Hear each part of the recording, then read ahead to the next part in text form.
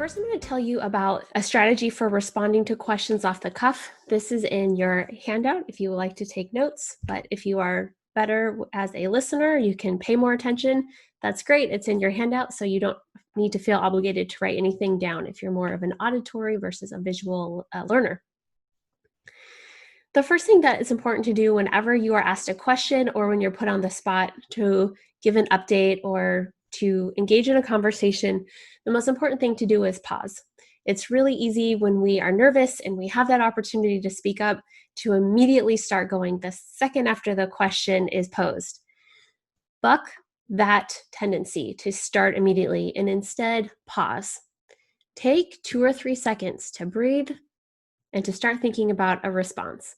Everyone in the room or every person you talk to in a one-on-one conversation or everyone who's listening to a Q&A in a conference or CLE training you're doing, everyone will be more excited to hear a well-thought-out response that takes a few seconds to formulate than one that is immediate. So take those several seconds to think. Pause in silence, no or ah, just pause. And if you can, try to have a soft smile on your face. Doesn't have to be a big toothy grin or an embarrassed look, but look confident, have a soft smile. And you can also, if you feel a little awkward looking at someone in the eye, which is absolutely appropriate and shows confidence, but if you're not quite there yet, it's okay to look up and think. Because if we all know in Western culture that that's what it means when people look up. It may not be true globally in every culture, but in North America and Western Europe, we know that. We have that understanding when we read a cartoon, comic, and we see a thought bubble of someone looking up, that means that they're thinking. So feel free to look up and think if that makes you feel a little bit better and less awkward about the pause. The second thing you can do is be polite. And this is something that allows you to take some additional time to think of a response. And you do that after you pause by being polite. And the way that you're polite is different in every single situation. You might say, thanks so much for asking that question. Or you might say, good morning, my name is Christine, and I'm here to share with you the 3 reasons why we should move forward with X proposal.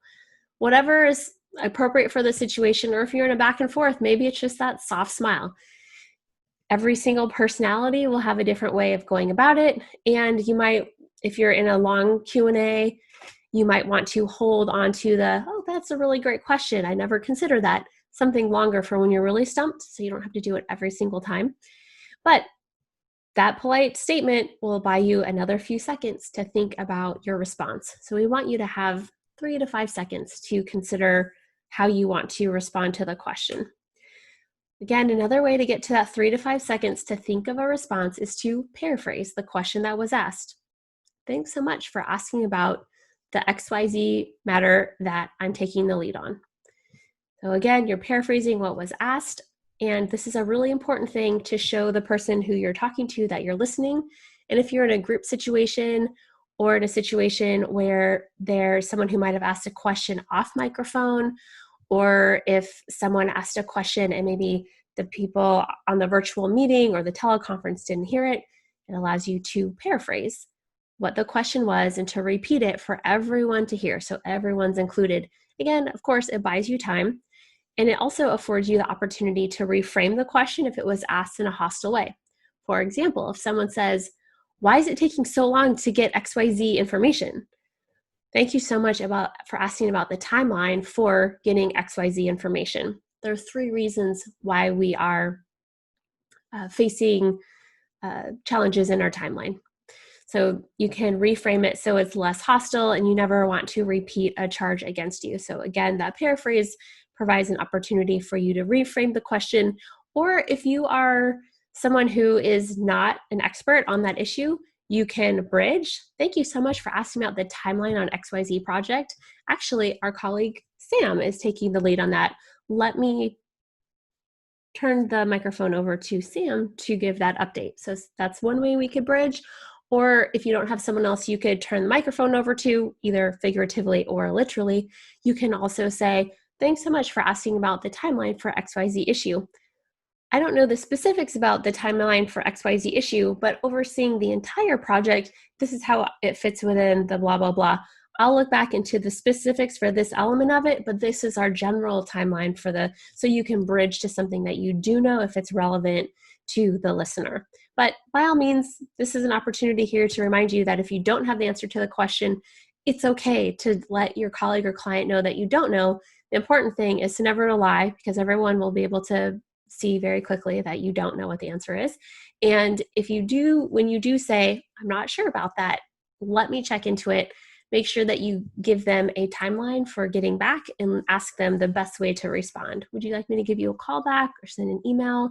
And is by the close of business today, does that work for you? So work on the timeline and the way that they would prefer communication. So we talked about pause, polite, and paraphrase. Ideally, you have 3 to 5 seconds with your pause, polite, paraphrase to come up with your answer to the question. And again, we want you to get into the habit of doing pause, polite, paraphrase routinely, even when you're in an everyday conversation before you start a meeting, or when you're having a conversation 6 feet away from your neighbor. To get into the habit of doing pause, polite, paraphrase so it just is second nature, and you have the ability to do it without even thinking about it. Because then when you're in a high stress, high stakes situation where you're feeling more nervous, you can go into that pause, polite, paraphrase completely automatically, not even thinking about it, not using any mental bandwidth at all, so that you can spend that entire time thinking about your answer. And that's the point. You want to have a response. When you are speaking to your clients and to people who are in a supervisory role or leadership role, it's important to have that very clear point early on, because these are individuals who are very limited on time, and you may never get to the explanation because that individual might interrupt you with their own questions because they want to know the bottom line and they want to get right to their questions. So always start with a point, because you will be able to respond and give the person the opportunity to cut you off if they want to move on faster than you had anticipated. So always start with that central idea or the answer. It is great to have structure for your response. And as you can see on the handout and on the image in front of you, there is a pyramid. There's 1 box on the top, 2 boxes in the middle, and 3 boxes on the bottom of the pyramid. The reason why we use this image to go with structure is because we encourage you in an off-the-cuff speaking situation, when someone asks you a question or when you are asked to give a quick update in a meeting, we want you to have either one story or anecdote that you share to answer the question or to support the point that you made, or have 2 reasons or 2 things that you share in order to support the point you made, or 3 things. So when you have 1, it's generally a story or an anecdote or perhaps a reason. If you have 2, think about a pattern of organization that will be logical to your listener and to you to help you organize your thoughts. The problem and the solution, the cause, the effect. You might talk about, for 3, the past, the present, and the future. This is what we did last week, this week, and what's expected for next week. If you're trying to persuade someone, you might tell 3 success stories. This is how this strategy worked here, here, and here. You might talk about why we should take this action, how it would work, and what we need to do to start going in that direction. So why, how, and what. You might talk about things chronologically, phase 1, phase 2, phase 3. You may talk about them spatially. This is what it is at a national level. This is what the law is at the state level, and this is how it applies in a local context, or vice versa. We might go from smallest, me, us, and the world.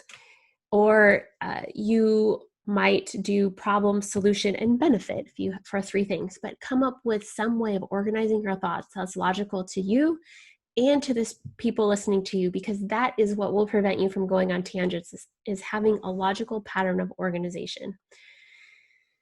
So it could be problem, solution, it could be spatial, so places or national, state, regional, local. It could be micro, meso, macro, macro, meso, micro. It might be cause and effect. It might be 3 different topics or 3 different stories or 3 different successes. It might be why, how, and what. And that why, how, what comes from Simon Sinek. He has a book on how to persuade using that structure. And he also has a TED Talk if you want the short version.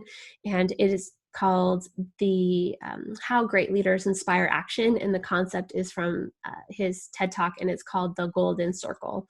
So that's another way you can learn about that structure of or pattern of arrangement.